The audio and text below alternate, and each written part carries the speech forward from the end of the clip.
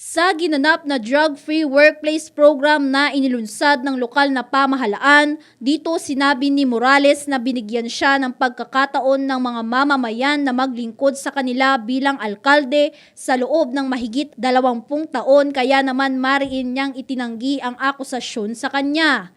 Dagdag pa niya, ilang beses na din siyang lumaban sa politika at patuloy pa din siyang nananalo sa mga eleksyon.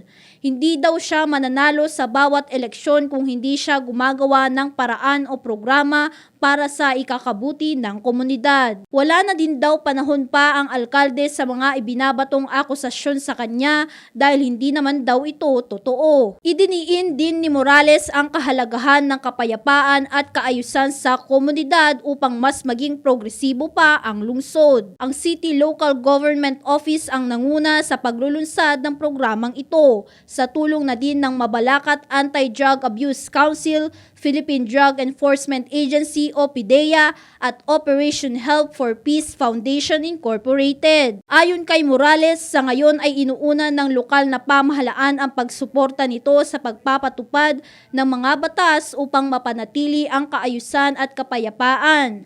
Dagdag pa niya, gagampanang mabuti ng kanyang mga pinuno ang pagprotekta sa seguridad ng mga mamamayan sa kanilang lugar. Siniguro din ng alkalde na ang lungsod ay isa sa mangunguna sa advokasya ng Presidente Rodrigo Duterte na labanan at puksain ng ilegal na droga. Humingi din ng suporta si Morales sa mga opisyales ng mga lokal na pamahalaan para sa kanilang Peace and Order program. Ito po si Zali Salak, nag-uulat para sa News 3.